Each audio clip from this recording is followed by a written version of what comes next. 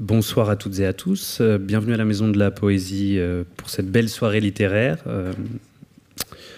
Vous êtes venus nombreux, merci beaucoup. Je suis Léonard Desbrières, journaliste littéraire pour Le Parisien et pour Lire Magazine, et j'ai le plaisir d'animer ce soir cette rencontre, puis cette lecture musicale avec François Morel et son acolyte Antoine Saller. Je les remercie d'avance. Et j'ai à mes côtés, j'ai le plaisir d'avoir à mes côtés Jean-Pierre Arbon, Arbon pour les intimes. Arbon, c'est ce qui a marqué sur la couverture du livre, donc partons sur Arbon. Je suis particulièrement heureux qu'on me donne l'occasion de dire du bien, tout le bien que je pense de ce livre. D'abord parce qu'il est publié aux éditions Diable Vauvert, qui est une édition que j'apprécie beaucoup. Qui fête ses 25 ans cette année, une maison d'édition qui est indépendante, qui est mal polie. Je l'ai piqué sur son Instagram. Je reprends les termes aussi cette idée de décentraliser me plaît beaucoup aussi, puisqu'elle est basée en Camargue, je le rappelle. Et surtout, c'est une maison qui, depuis 25 ans, avec des auteurs comme Neil Gaiman ou Octavia Butler, a fait le pari de l'imaginaire. C'est un choix précieux quand on regarde un petit peu le monde implosé en ce moment. Et c'est aussi, je dois le dire, je parle pour moi, mais une bouffée d'air frais quand on arpente un peu comme ça les rentrées littéraires. Vous savez, cette année très intime, très familiale. Ça nous a offert des livres sublimes, mais c'était surtout intense et éprouvant, je dois le dire. Alors, d'une certaine manière, Arbon, votre livre appartient à cette famille de livres qui jouent avec les limites du réel, de la fiction, qui stimulent l'imagination. S'entretenir avec vous, c'est aussi aller un peu à l'encontre du jeunisme ambiant. Chaque rentrée littéraire, on s'esclave devant la jeunesse des primo-romanciers. Alors vous, Les Derniers Jours d'Harry Huan, c'est un premier roman publié à 72 ans. Je trouve ça beau. Comme si vous aviez besoin de temps, besoin d'autres vies. Que ça ne s'ébruite pas. Je sais en plus que j'ai écrit 73 ans dans un article que j'ai écrit sur votre livre et je suis désolé parce que les années comptent. Ces autres vies, on les retrouve justement, les autres vies que vous avez menées avant l'écriture, on les retrouve partout un peu dans ce livre. Je vais quand même dire quelques mots de vous, vous présenter au public. Pendant 9 ans, vous avez été directeur de Flammarion, fleuron de l'édition française, de 1988 à 1997, si je ne me trompe pas, où déjà vous aviez envie d'explorer un peu les nouveaux territoires du livre et de la littérature, à travers des nouveaux formats notamment. Puis au tournant des années 2000, vous avez fondé donc 0 Heure, qui est une start-up, l'ancêtre d'une start-up pionnière dans l'édition numérique. Et c'est un peu la destinée de cette entreprise assez rocambolesque, je dois dire, qui sert de terreau à votre roman. Avec une forme de désillusion à la fin qui vous a un peu que vous avez conjuré en vous lançant dans une autre vie. Alors une autre vie qui n'a rien à voir avec l'édition puisque vous avez réalisé un rêve un peu de gosse en vous lançant dans la chanson. 4 albums sur 5 maintenant, et ben voilà, je suis pas à la page. 5 albums, une vie sur scène, et donc là on a la nouvelle forme, la dernière forme d'Arbon, Arbon le romancier. Les Derniers Jours de Harry Huan est donc sorti à la rentrée littéraire, au Diable Vauvert, je le disais. Je crois que j'ai suffisamment parlé, je vous propose qu'on se lance. Alors, je résiste pas, on est sur scène ici. C'est un endroit qui vous est familier, où vous avez chanté, vous avez fait de nombreux concerts. Alors l'écriture d'un roman, c'est un changement un peu d'ambiance plutôt radical, puisqu'on sait que c'est quand même solitaire, c'est quand même aussi silencieux. Comment vous avez vécu cette expérience, cette première expérience ? Ma foi, très bien. Très bien. Je ne suis pas spécialement amateur de grand bruit. J'aime bien la musique, mais enfin j'aime bien le silence. Donc ça ne m'a pas pesé du tout de me retrouver seul face à mes pages. Non, pas du tout. Est-ce que justement l'écriture, même si ce premier roman vient à 72 ans, est-ce que l'écriture elle vous accompagne depuis longtemps ou c'est vraiment le besoin de raconter cette histoire qui a un peu précipité votre vocation ? J'ai toujours pensé que j'étais assez bon dans l'écriture de chansons, mais que le roman, c'était pas mon format. C'était quelque chose de très long. Et donc, je ne me serais pas lancé si je n'avais pas eu, en effet, ce personnage, cette histoire, en partie réelle, et puis sur laquelle j'ai brodé ensuite. Mais je pense que ça m'a donné déjà une matière qui faisait que je ne partais pas complètement à l'aventure. Il y avait déjà une base qui était en réalité très romanesque sans qu'on n'y fasse rien. Donc il suffisait de l'écrire. Bon, je dis ça, c'est pas forcément si évident que ça. Je n'ai pas réussi tout de suite. Quand j'ai essayé d'écrire cette histoire, j'ai arrêté assez vite parce que ça m'emmerdait, en fait. J'écrivais des choses qui m'emmerdaient, donc c'était pas bien. Alors que là, ça me plaît, voilà. Donc, en fait, l'idée, c'était de retrouver un peu cette joie, cet émerveillement des romans d'aventure, des romans un peu à suspense, où on se dit, mais merde, alors qu'est-ce qui est en train de se passer? Qu'est-ce qui va arriver? Qui sont ces personnages qu'on voit apparaître petit à petit? Et ça m'a beaucoup plu, oui.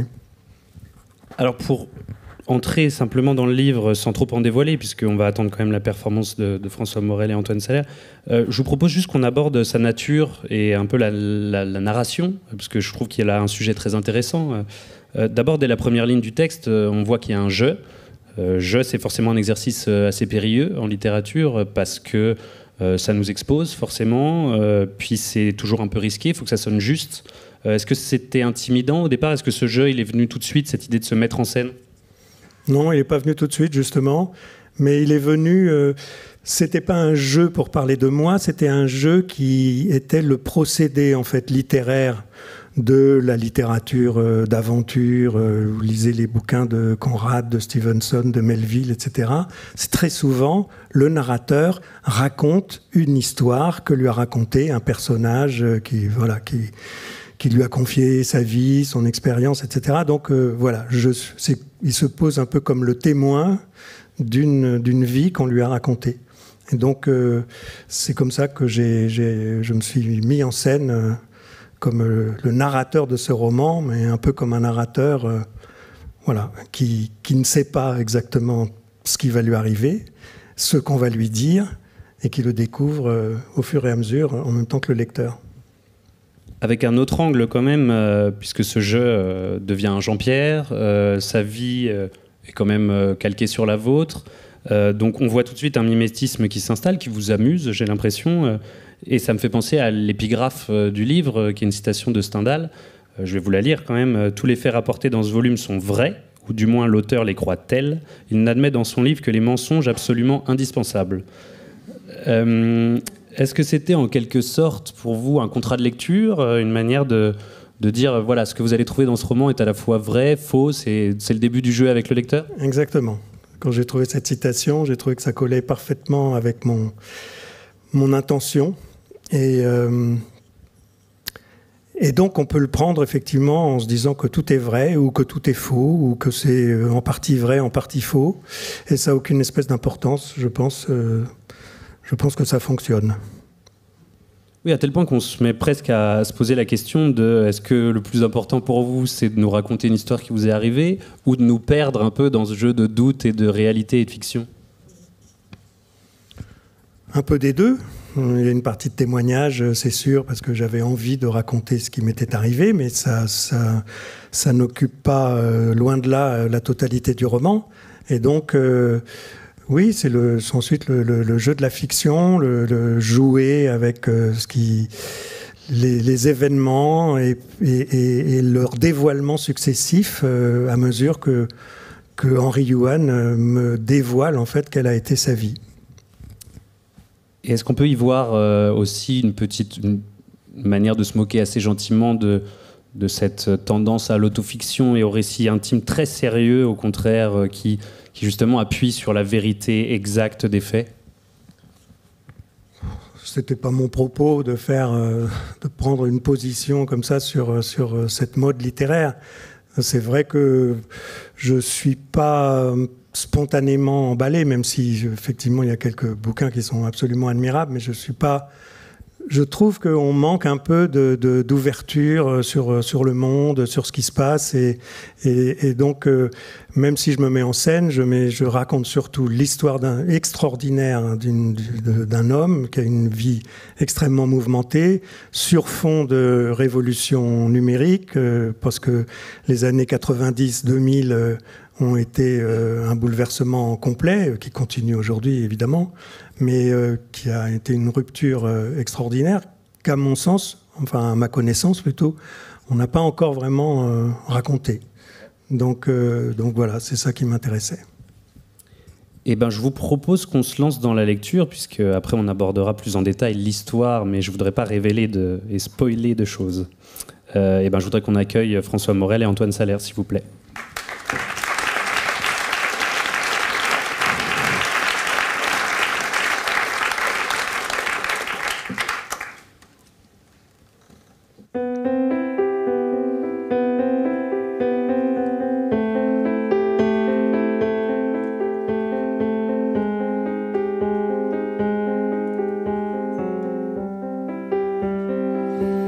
Il y avait 22 ans que je n'avais pas vu Harry Yuan.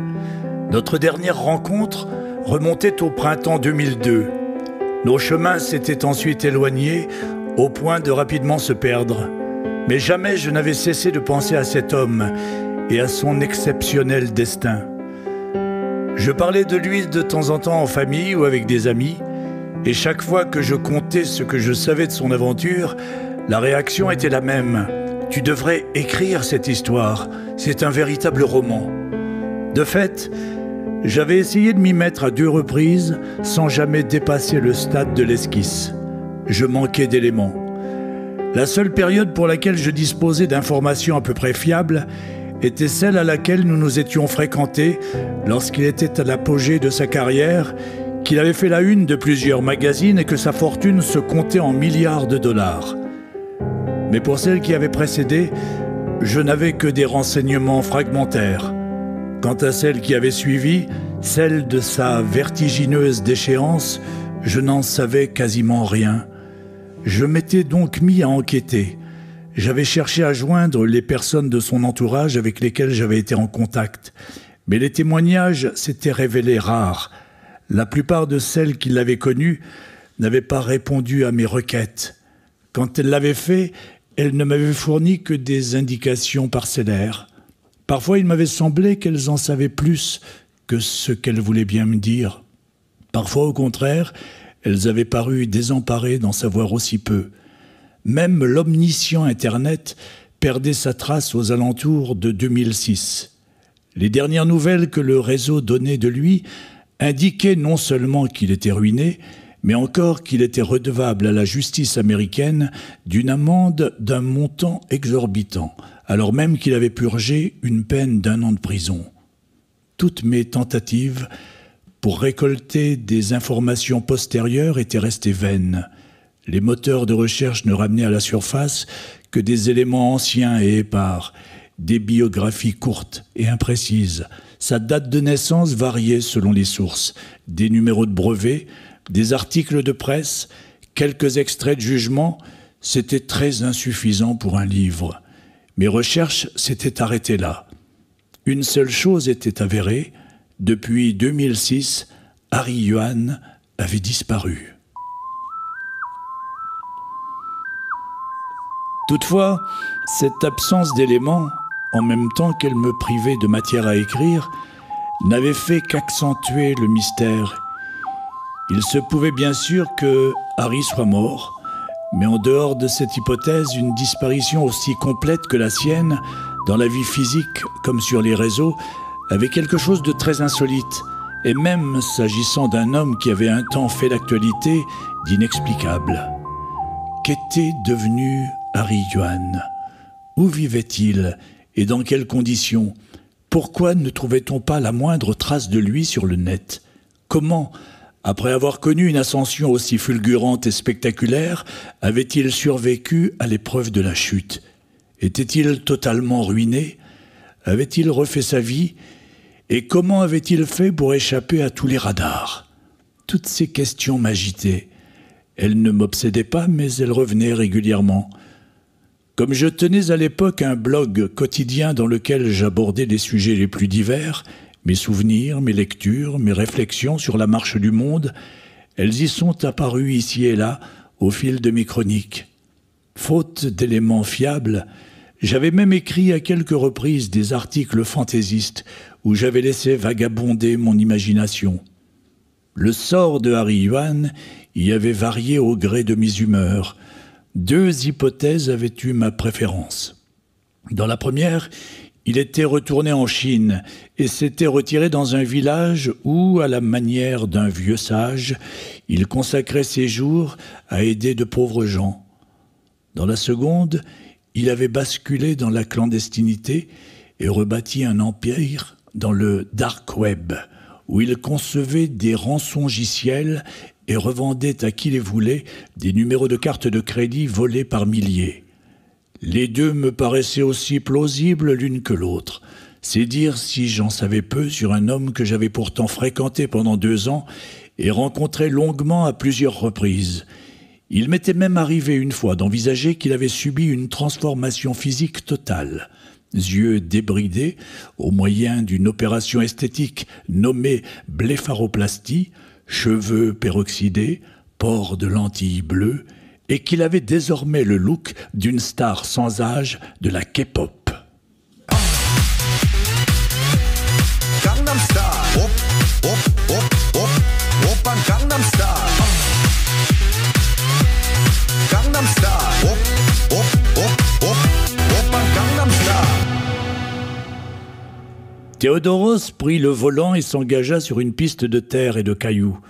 On grimpa pendant 20 minutes en zigzagant entre d'énormes ornières avant d'atteindre le sommet de l'île et de plonger à pic sur l'autre versant dans une descente vertigineuse où je le vis se dresser debout sur les freins.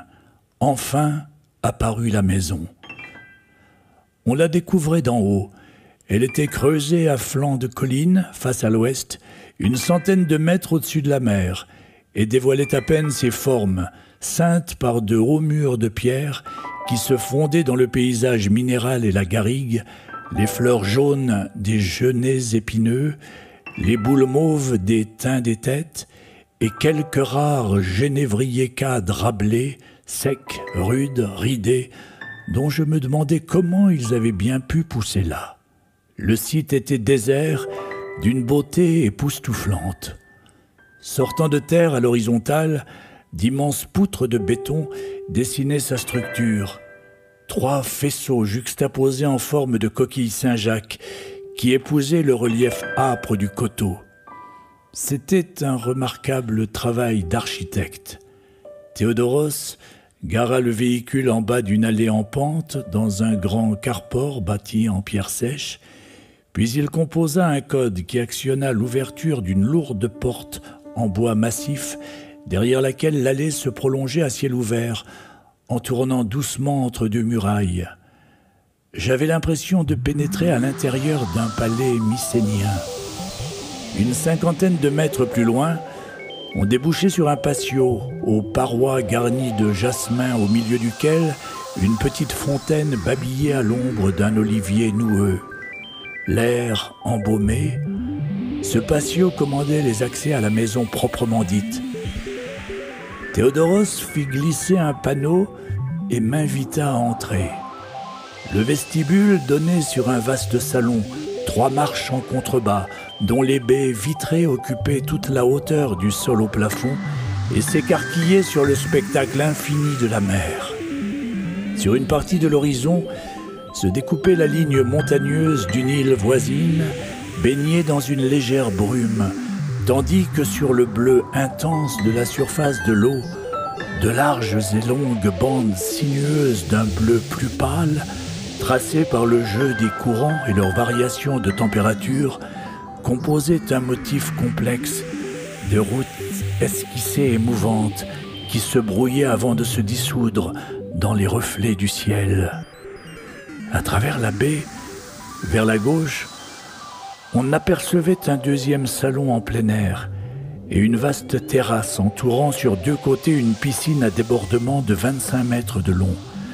Sur les murs opposés étaient accrochées 2 toiles de très grand format.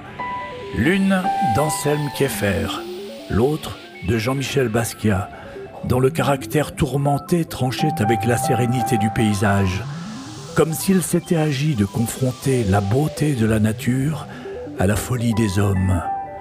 La pièce elle-même était meublée sobrement, avec du mobilier de créateurs contemporains, et dans un angle, à l'abri du soleil, un grand Steinway. « Je vais vous montrer votre chambre », me dit Théodoros en me tirant de ma contemplation. Tenant mon sac à la main, il me précéda dans un passage sur la droite, lui aussi à ciel ouvert, semé de pittosporum et de jasmin.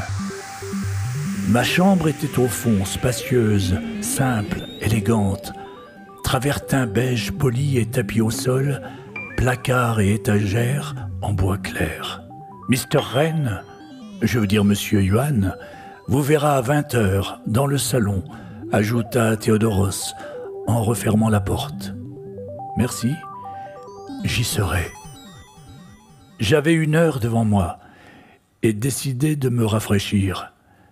La salle de bain offrait le choix entre une baignoire à l'ancienne, une douche classique et une autre à ciel ouvert, avec vue sur les myrtes. J'optai pour la dernière. Être nu dans la nature est un plaisir trop rare pour y renoncer. Une fois séché, je m'étendis sur le lit. J'étais stupéfait par ce lieu. Tout y était beau. Le site, l'architecture, le choix des matériaux, des meubles, des objets, des tableaux.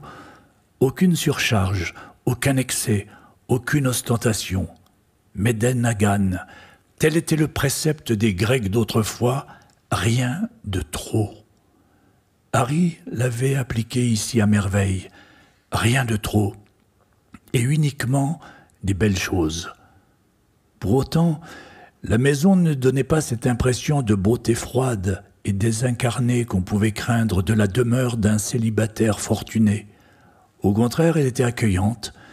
Un bouquet de fleurs fraîchement coupées ornait ma chambre.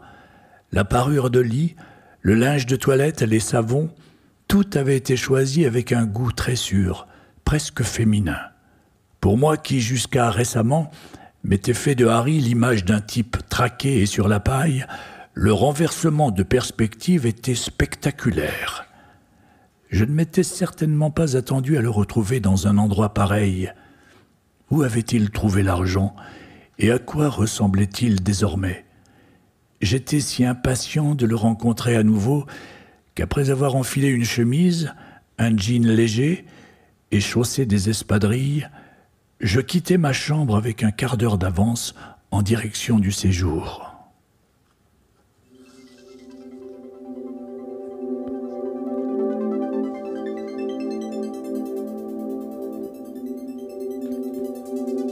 « 20 ans plus tôt. Le dimanche 26 mars de l'an 2000 à 7h55 du matin, nous nous sommes présentés au 435 North Los Robles Avenue à Pasadena, en Californie, siège du groupe Regem, dont Harry Yuan était le président et fondateur et dont la valeur en bourse, d'après les dernières cotations, s'élevait à un peu plus de 25 milliards de dollars. Il émanait des lieux une impression de sobriété radicale, presque excessive. Le décalage était frappant entre ce que j'avais lu dans la presse spécialisée sur la success story de cette entreprise et l'étrange modestie de son siège social. L'immeuble qui l'abritait était on ne peut plus banal. 7 étages, situé au bout d'une artère quelconque de Pasadena. Une banlieue plutôt agréable de Los Angeles, mais bien loin des beaux quartiers d'Hollywood, de Santa Monica ou de Beverly Hills. Le rez-de-chaussée abritait un dépôt de Federal Express. Sur l'interphone de la porte d'entrée, le nom de la société figurait de manière si discrète que je m'étais demandé en arrivant s'il n'y avait pas erreur. Pas de voisins. En dehors de l'étage et demi que Regem occupait, le reste de l'immeuble était vide. Pour moi comme pour Bruno, c'était une désillusion. Nous nous étions fait de la circonstance une idée plus romanesque. Nous avions imaginé un rendez-vous au sommet d'un building de verre et d'acier, dans une vaste salle avec œuvres d'art et fauteuils en cuir, ou, à la rigueur, éventualité moins flatteuse, une rencontre entre deux portes avec un businessman entouré de 3 assistantes qui n'auraient eu que 10 minutes à nous accorder, mais à l'issue desquelles l'affaire aurait été réglée dans un sens ou dans l'autre. Au lieu de quoi nous avions été accueillis par une femme asiatique, petite et renfrognée, qui, par un couloir aux murs décorés de cadres ternes tous semblables, nous avait conduits à une salle de réunion platement fonctionnelle. Martin Eberhardt nous y avait précédés de quelques minutes. Il nous salua avec un sourire et un haussement d'épaules et de sourcils qui signifiait qu'il n'en savait pas plus que nous sur ce qui allait se passer. Il n'avait, comme nous, été convoqué que la veille. La femme nous proposa un de ces affreux cafés américains qu'il me sembla judicieux d'accepter. Elle nous informa que M. Yuan terminait un coup de téléphone important, qu'il serait là dans 5 minutes et qu'il nous priait d'excuser son retard. Puis, Harry était arrivé, le visage éclairé d'un grand sourire, mi-débonnaire, mi-carnassier. C'était un homme de stature moyenne, à la démarche souple et rapide. Ses cheveux noirs étaient coupés au bol, il portait un jean, une chemise à col ouvert à motifs vert et jaune et des chaussures bateau dans lesquelles il était nu-pied. Il venait de passer le cap de la 50aine, mais son allure avait gardé quelque chose d'étonnamment juvénile. Ses yeux pétillaient derrière de grosses lunettes rondes. Je me souviens d'avoir pensé que j'avais affaire à un vieil étudiant. Il nous gratifia d'une chaleureuse poignée de main. Je l'ai tout de suite trouvé sympathique. Je ne m'attendais pas à trouver autant de naturel et de simplicité chez un homme qui avait en si peu d'années amassé une fortune dont il ne laissait rien paraître, ni dans sa mise, ni dans son ton, ni dans les locaux qu'il occupait et dans lesquels nous nous trouvions.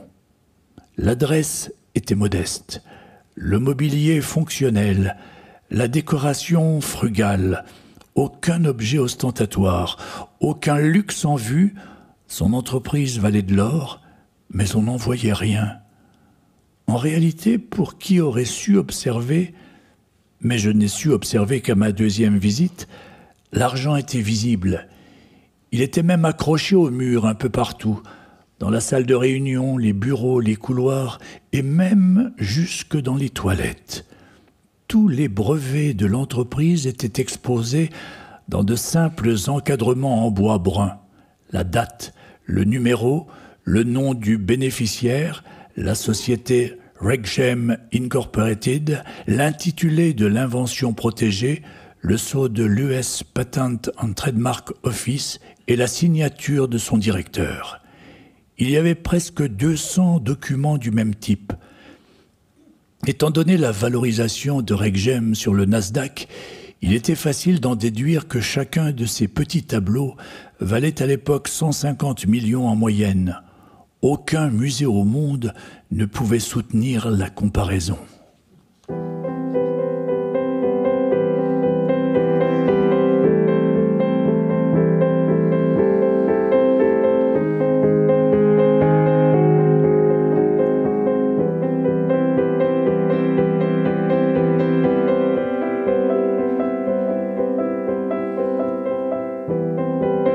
Lorsque je vins retrouver Harry vers 18h, je fus surpris d'entendre des notes de piano. Je m'approchai du salon, attiré par la mélodie répétitive, douce et triste, qui s'y déployait, et m'arrêtai sur le seuil.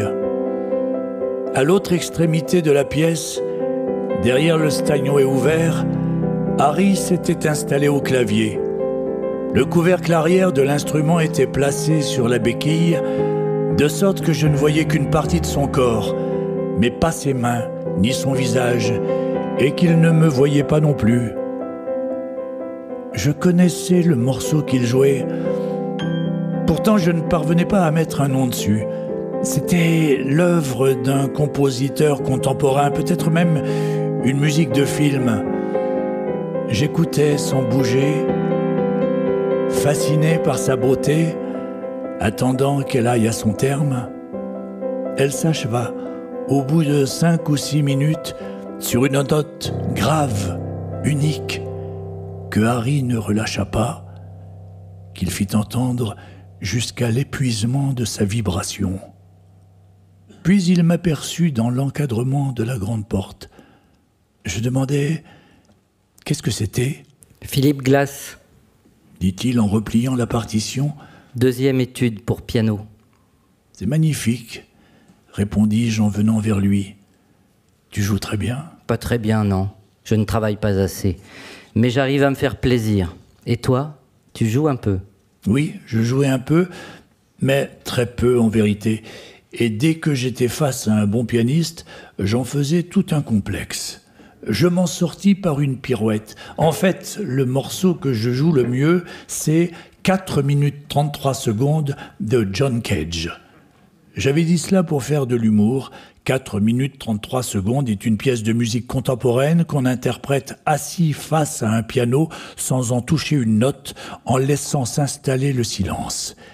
Elle est l'équivalent musical du carré blanc sur fond blanc de Malevich en peinture. Harry sourit, ajoutant que ce n'était pas un morceau facile. 4 minutes et demie de silence, c'est très long. Et d'ailleurs, ce n'est jamais vraiment du silence. Mais d'accord, joue-la moi, cette œuvre. Je te laisse la place. Il se leva, me désignant du doigt le tabouret pour m'intimer de m'y asseoir. Je compris que je venais de me jeter tout seul dans un drôle de piège. Harry allait m'imposer comme un bras de fer de rester face à lui, les yeux dans les yeux, pendant 4 minutes sans prononcer un seul mot. Je ne voulus pas me dérober. Je m'assis, j'ouvris le couvercle du clavier et le rabattis ainsi que John Cage indique de le faire au début de chacun des 3 mouvements. Harry, bien droit, le visage dénué de toute expression, me regardait ne rien faire. Mon inconfort s'installa tout de suite. Ses paupières supérieures tombaient en plis sur ses yeux mi-clos, ses paupières inférieures formaient des poches lourdes et ridées, et au milieu, 2 rayons noirs, comme des vrilles, tentaient de pénétrer mon cerveau. Mes oreilles s'emplirent de tous les bruits tapis dans le silence, le grincement d'un siège, le cri lointain d'un oiseau, le ronronnement de l'air conditionné, le sifflement presque imperceptible de sa respiration, le petit choc d'un insecte sur une vitre, le gargouillis d'un ventre. Harry gargouillait. Ses intestins souffraient, mais il ne scellait pas. Il assumait complètement son corps malade. Il semblait même en tirer une force supplémentaire. J'ouvris et refermai le clavier une 2e fois. Il est difficile de décrire tous les sentiments par lesquels je me mis alors à passer. Je crois que cela débuta par de l'embarras. Une lointaine comptine d'enfance m'était subitement revenue en mémoire. « Je te tiens, tu me tiens par la marmichette » dans laquelle le premier qui rit a perdu. Pourtant, le face-à-face muet dans lequel nous étions installés ne me donnait pas du tout envie de rire. À mesure d'ailleurs qu'il s'étirait dans le temps, mon trouble se transforma en agacement. Je tentais de rendre à Harry l'intensité de son regard, mais lui ne laissait rien paraître de ses émotions, tandis qu'il semblait lire en moi comme en un livre ouvert. J'en conçus de la colère contre lui, et surtout contre moi-même, si bien qu'à l'amorce du 3e mouvement, je fis violemment claquer le couvercle, un bruit sec et fort qui fit vibrer tout le piano d'un son confus et dissonant, mais qui laissa Harry imperturbable. Tout retomba lentement dans le silence.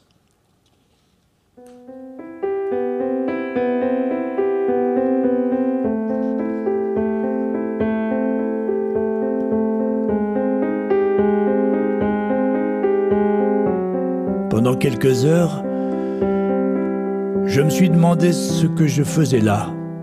J'étais seul et je tournais en rond dans une maison déserte.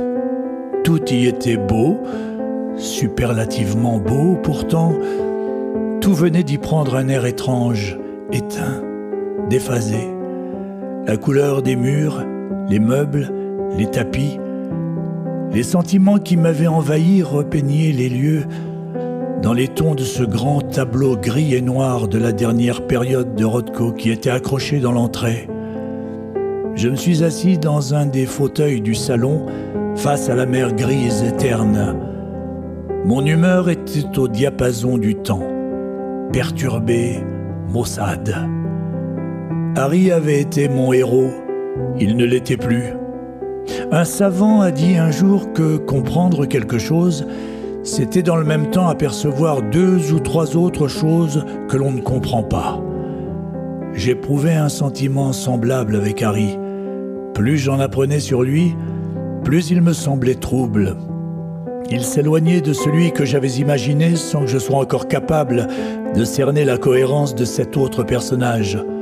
L'ancien s'y superposait toujours. Je le voyais à la fois victime et criminel, affable et arrogant, sincère et dissimulateur, naïf et sans scrupules, vulnérable et indestructible. Que faisait-il réellement ? À quoi s'était-il occupé depuis sa disparition ? Et ces heures pendant lesquelles il s'absentait entre 2 conversations avec moi, à quoi les occupait-il ? J'échafaudais des hypothèses diverses. Pour l'heure, je trouvais de plus en plus plausible celle que j'avais imaginée autrefois. Il était devenu un seigneur du dark web. Je me demandais une fois de plus ce que je faisais là. Je me souvins de ces mots « Je n'aime pas qu'on rie à mes dépens ». Une angoisse diffuse me gagna, en même temps que l'impression détestable de devenir parano. Un grain fit crépiter ses gouttes sur la baie vitrée, la lumière. Il manquait la lumière. Son absence rejaillissait sur tout. Ce pays n'était pas fait pour la pluie. Je me rendis à la cuisine. Théodoros n'était pas là, mais une collation avait été préparée à mon intention. Sur la table était posé un joli bouquet de fleurs fraîches. Encore une attention féminine, sans doute. Elle sentait bon. Je déjeunais légèrement, je n'avais pas faim. Une petite boîte en galucha me proposait un choix de capsules. J'en pris une marquée Intenso et me fis un café. Je projetais ensuite d'aller lire un moment dans ma chambre. Mais le livre que j'avais pris pour ce voyage m'ennuyait. Et de toute façon, je n'avais pas l'esprit à ça. Je me mis en devoir d'explorer davantage les lieux. La maison était immense. Les coquilles que j'avais vues à mon arrivée en abritaient chacune une partie et l'on passait de l'une à l'autre par des sentiers extérieurs qui couraient sous des pergolas. Le salon, la cuisine, ma chambre, 2 autres chambres inoccupées dont les portes étaient entr'ouvertes, la terrasse, la piscine et à l'étage inférieur la pièce que Harry nommait son lieu de travail formait le bloc central. Je supposais que Harry occupait l'un des 2 ensembles latéraux et Théodoros l'autre, à moins qu'il n'y ait en plus quelque part une maison de gardien. Je partis sur la droite. Des gouttes de pluie éparses tombaient à travers le jasmin. Après quelques pas, j'aperçus des marches creusées dans la pierre qui menaient à une porte en contrebas. Je les descendis. La porte n'était pas fermée à clé. Dès que j'entrais, je poussai un cri. Je me trouvais dans le vide, à flanc de falaise, en plein ciel, une 30aine de mètres au-dessus de la mer qui venait doucement lécher la roche en contrebas. Je m'accrochai à la poignée, pris d'un terrible vertige. Je fermai les yeux et m'assis sur le sol, cherchant à reprendre mes esprits, m'efforçant de contrôler ma respiration. Quand je les rouvris, je pris peu à peu connaissance de ce qui se trouvait autour de moi. J'avais pénétré dans un cube de verre d'environ 5 mètres de côté, dont le sol, le plafond et les 3 faces devant moi étaient entièrement transparents. La paroi donnant sur la roche, celle dans laquelle était percée la porte, était équipée de bas en haut d'une bibliothèque. Du côté opposé, un luxueux canapé modulaire en cuir blanc était installé face au large, comme suspendu. Harry s'était aménagé le plus insolite et le plus spectaculaire salon de lecture qui se puisse concevoir. Le reste de l'espace était entièrement vide, à l'exception, sur la gauche du canapé, d'une fine console sur laquelle étaient disposées 3 photographies dans des cadres. C'étaient les premiers éléments relatifs à l'intimité du propriétaire que je voyais exposés dans la maison. Je me relevai, et ma curiosité l'emportant sur la mollesse extrême que je ressentais dans mes jambes, j'avançai vers elle en vacillant sur l'épais vitrage qui servait de plancher. Puis, je me mis à les examiner en détail.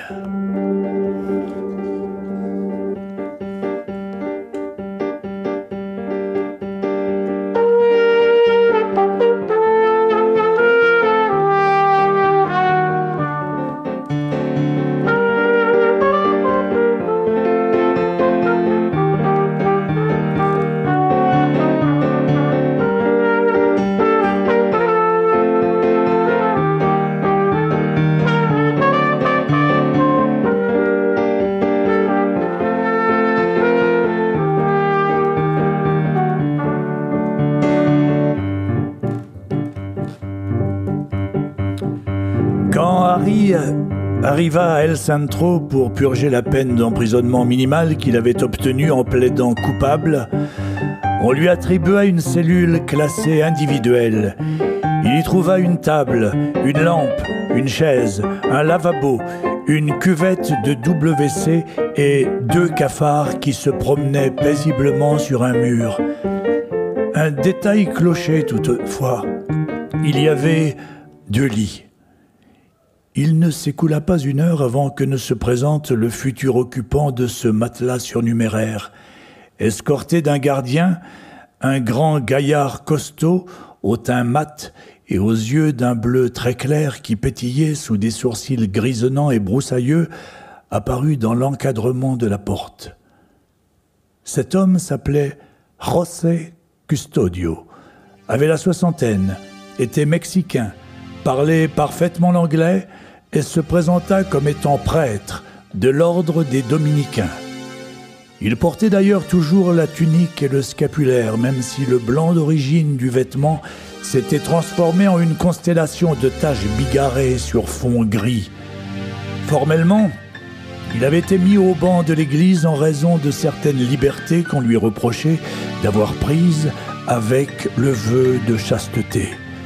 Mais il prétendait que cela ne changeait rien à sa mission, qu'il faille être célibataire pour exercer son sacerdoce lui avait toujours semblé discutable, voire aberrant.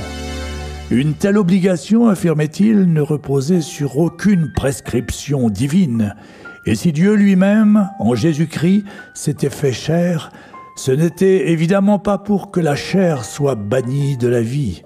Dans son cœur, il demeurait un homme de Dieu, un prêcheur, qui s'efforçait, selon le précepte de son ordre, de répandre la parole, verbo et exemplo, par le verbe et par l'exemple. Il soutenait d'ailleurs que même si l'exemple n'était pas parfait, il lui resterait toujours le verbe pour accomplir la tâche qu'il s'était assignée.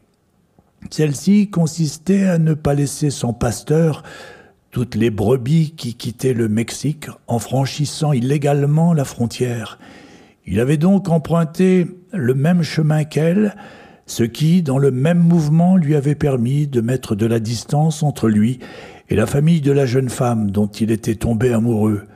Bien entendu, dès qu'il avait posé le pied sur le territoire des États-Unis, il s'était fait embarquer par les gardes-frontières comme la plupart de ses ouailles putatives, et après 48 heures passées dans l'arrière-cour surpeuplée d'un poste de police inconfortable, on l'avait expédié en détention provisoire à El Centro.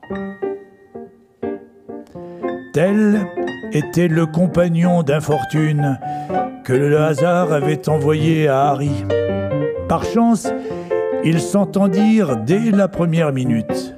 « Quel lit préférez-vous » avait demandé Harry. « Et vous, quel cafard » avait répondu Rosset. Ils avaient ri. Il y a des sympathies qui naissent comme ça, au premier regard. Ils étaient tous les deux à peu près du même âge et s'étaient rapidement découvert un intérêt commun pour les nouvelles technologies. Le padre Rosset s'était en effet intéressé à Internet dès les années 1990 et avait entrepris très tôt de raccorder les couvents dominicains du Mexique au Centre d'études théologiques et bibliques européen afin que l'enseignement de ces derniers soit immédiatement accessible aux frères assignés à vivre leur apostolat dans les contrées reculées de Puebla et du Chiapas. Quelle était l'urgence d'avoir accès en temps réel à une recherche théologique ? Avait interrogé Harry. Aucune, avait répondu Rosset. Mais sans ce projet, nous n'aurions jamais obtenu de connexion. Je voulais pouvoir surfer sur le web. Il apparut bientôt que, malgré son caractère provisoire, la détention de Rosset risquait de s'éterniser. Il s'improvisa donc aumônier de la prison, noua des contacts avec les détenus, pour la plupart catholiques fervents, leur soutint le moral, échangea de menus services avec eux, les entendit en confession, et quelle que soit la gravité de leurs péchés, se faisait un devoir de les absoudre et de les assurer qu'ils prieraient pour leur salut. Au bout de quelques semaines, il connaissait les parcours et les secrets de tous. Quant à Harry, qui n'était chrétien, ni de culture, ni de religion, il entreprit de l'instruire dans la vie des saints, notamment de celles et ceux qui, ayant vécu reclus, constituaient selon lui des exemples inspirants pour la vie en prison.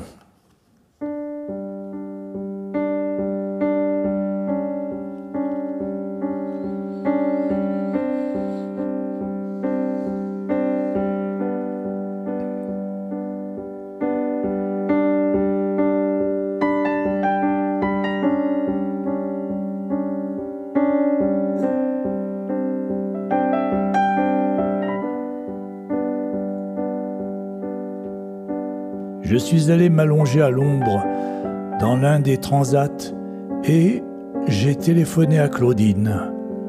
Je l'avais tenue informée chaque soir des événements de la journée. Je me mis à lui raconter les extraordinaires révélations de la matinée dont je ne revenais toujours pas. Elle perçut l'excitation qu'il y avait dans ma voix. « Eh bien, bravo, me dit-elle. Tu viens d'élucider le mystère de l'homme qui est sans doute le plus recherché au monde depuis 15 ans. » Mais quand je lui annonçai qu'il m'avait demandé de prolonger mon séjour de 24 heures, elle marqua un silence, puis dit d'une voix assombrie « Alors, je crois qu'il faut prier pour lui. » Je regardais la mer. Je ne l'avais jamais vue aussi bleue. À nouveau, j'ai pensé à Ulysse. J'ai pensé que jadis, dans sa longue errance, il avait fendu l'eau que je contemplais avec l'étrave de son navire. J'ai pensé qu'il avait navigué dans ces parages, et peut-être même qu'il avait accosté sur cette île, comme Harry après lui.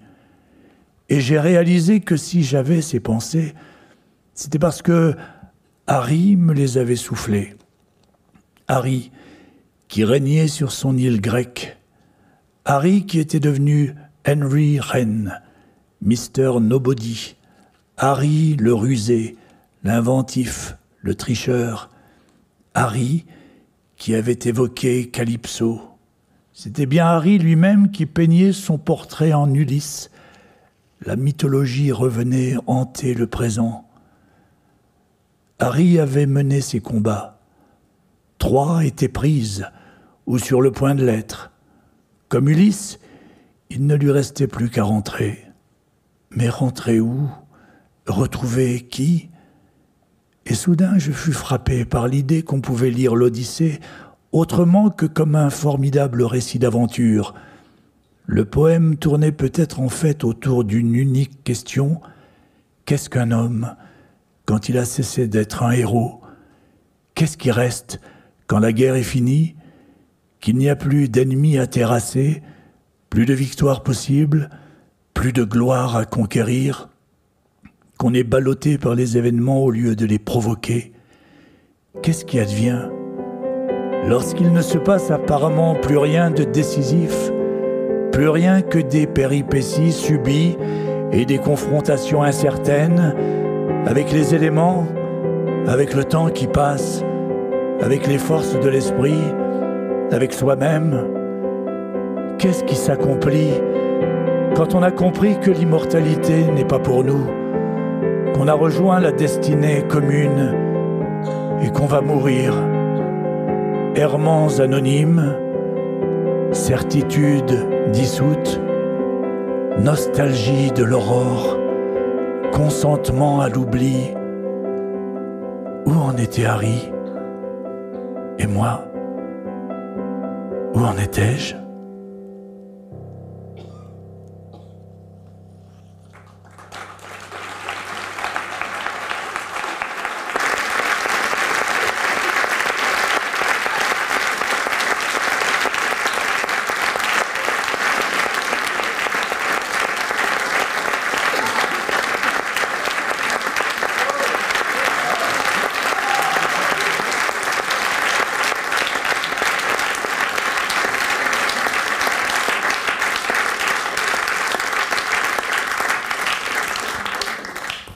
Je voudrais beaucoup remercier énormément François Morel parce que, comme vous le savez sans doute, il sort de jouer art au Théâtre Montparnasse. Il joue tous les soirs à 19h.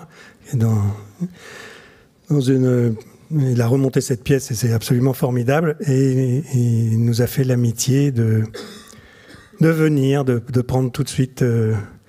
Voilà, un moto-taxi en sortant de théâtre et pour être là à l'heure.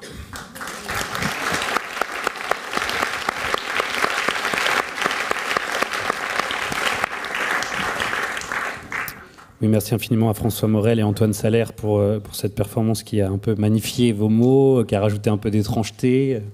Avant de rentrer justement dans le vif du sujet, peut-être un mot sur la performance qu'on vient de voir et le fait de voir un peu vos mots prendre vie. Qu'est-ce que ça vous fait? Qu'est-ce que ça provoque chez vous?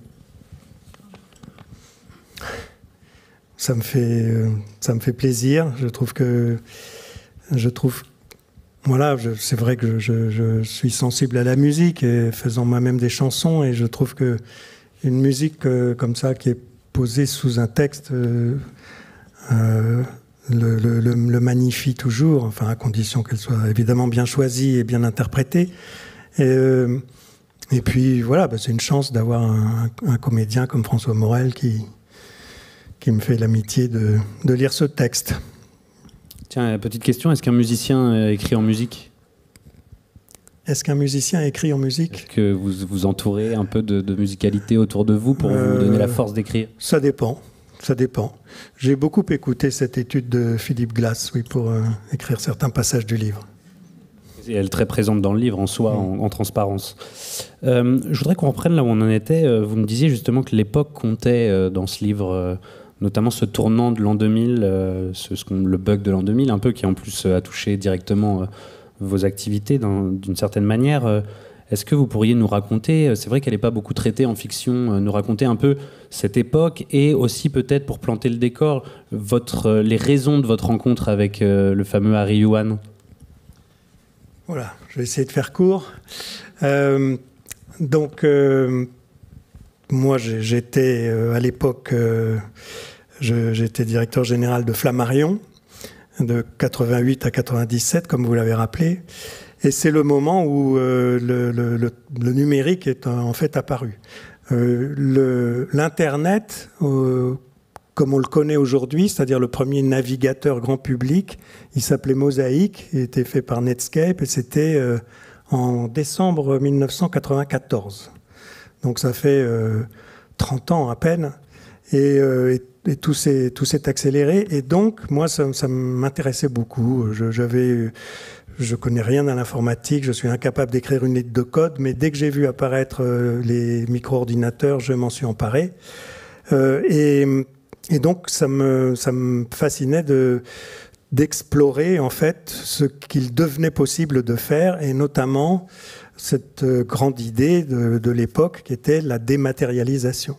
Donc, que tout ce qui allait pouvoir se dématérialiserait. Donc, les livres, les images, la musique, les films, etc. Et donc, étant éditeur, je me suis dit, je vais me lancer dans l'aventure de ce que c'est que éditer des textes au format numérique. Et c'est comme ça que ça a démarré. Et comme de l'autre côté de l'Atlantique, et même côté Pacifique, Harry Yuan, lui, s'était intéressé d'abord à la télévision, mais aussi à l'édition. Il avait repéré une start-up californienne qui avait inventé le premier e-book, c'est-à-dire l'ancêtre de la liseuse. Et c'était quelque chose qui était évidemment très, très important quand on quand on vendait des fichiers numériques, c'est-à-dire d'avoir un appareil de lecture qui soit adapté, qui soit dédié. Et donc on avait fait la connaissance, enfin, c'était mon associé Bruno qui avait le premier fait la connaissance de Martin Eberhardt, qui avait inventé le premier e-book, lequel était d'ailleurs le Martin Eberhardt, par parenthèse, est l'homme qui 5 ans plus tard sera le fondateur de Tesla. Donc c'était quand même quelqu'un d'assez intéressant. Et donc on avait parlé un soir et on lui avait dit finalement il faudrait qu'on s'associe. Il avait dit oui, c'est une très bonne idée, mais c'est plus moi qui décide. J'ai vendu à Harry Yuan. Et c'est comme ça qu'on est entré en contact avec Harry Yuan dans des circonstances qu'a lu François Morel, c'est-à-dire un dimanche matin dans un bureau assez lugubre à Pasadena. Alors, Harry Yuan, donc on l'a vu dans l'extrait, quelqu'un d'assez insaisissable, quelqu'un que vous voyez de nombreuses fois et vous dites j'ai toujours pas réussi à totalement le cerner. C'est quelqu'un qui disparaît subitement, qui laisse derrière lui plein de mystères. En fait, vous aviez déjà le parfait personnage de roman entre les mains. Bah oui, il était là, oui. Il fallait juste s'en emparer. Donc c'est vrai que c'était un personnage très mystérieux, très, très indéchiffrable, très asiatique. Vous savez, il souriait, mais on ne savait pas s'il disait « oui, c'est très intéressant ce que vous dites » ou si « bon, mon pauvre vieux, ça n'a aucun intérêt ce que tu racontes ». C'était la même expression. Donc voilà, il était possible à partir de là de partir dans plein de directions.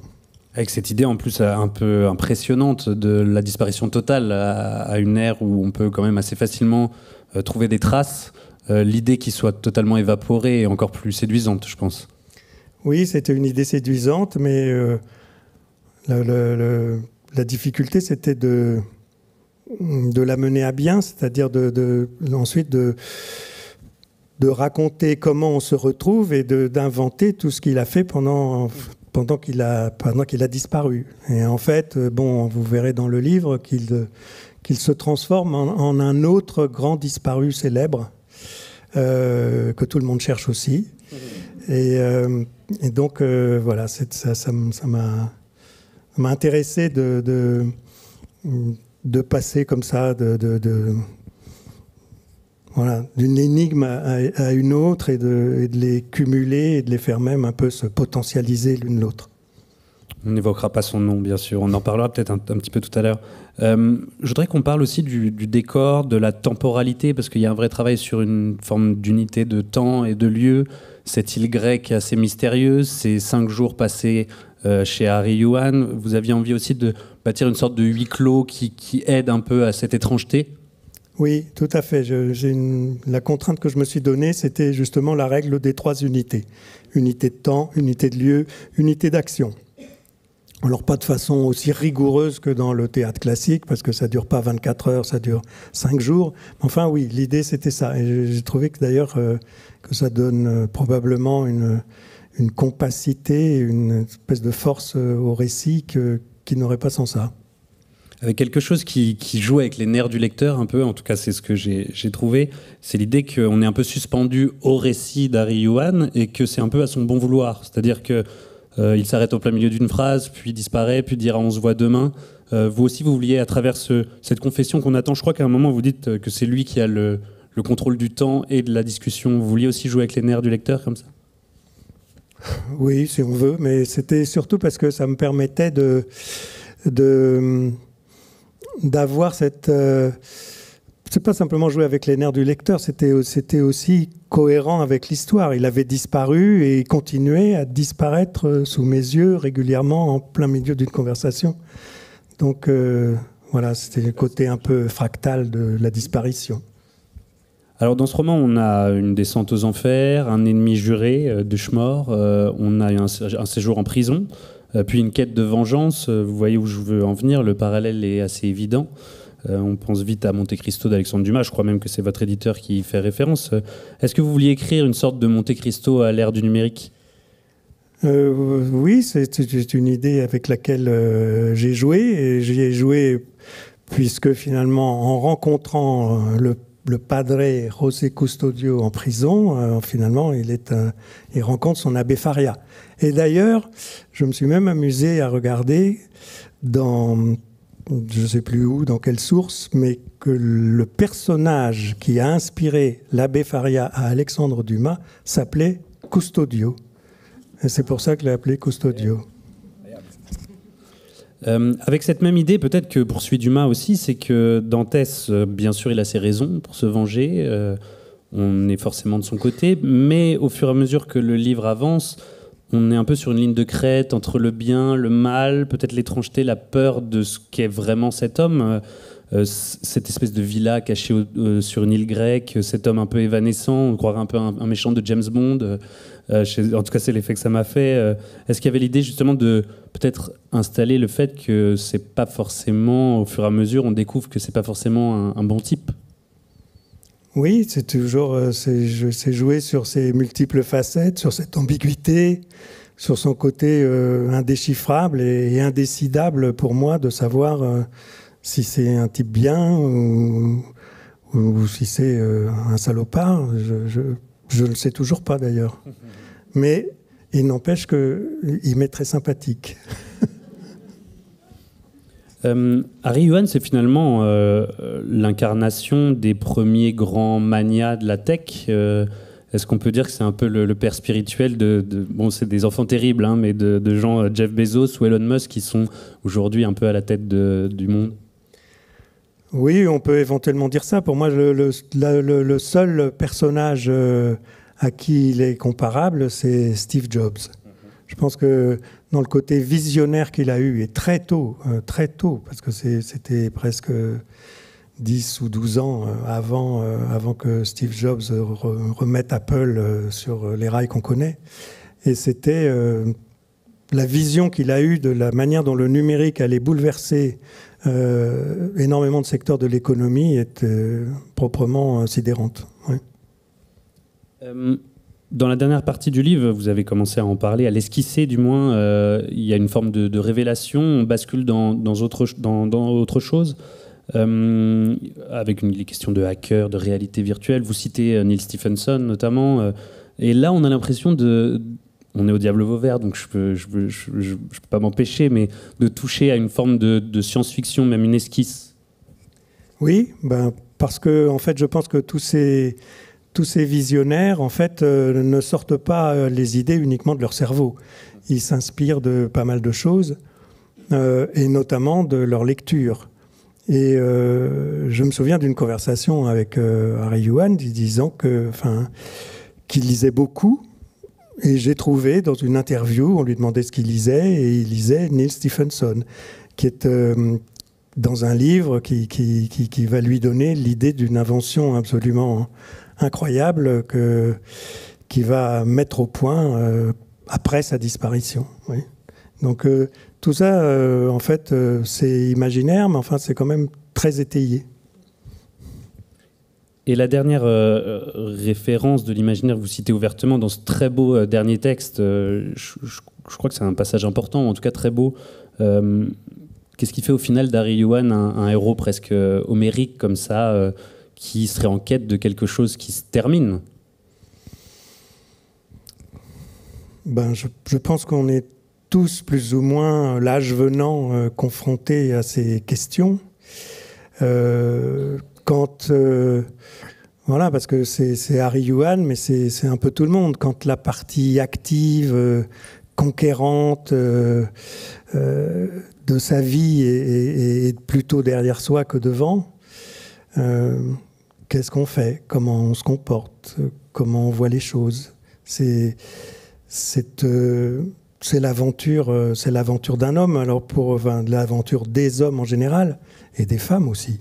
Mais pour lui, c'est d'autant plus frappant qu'il a eu vraiment une vie absolument incroyable.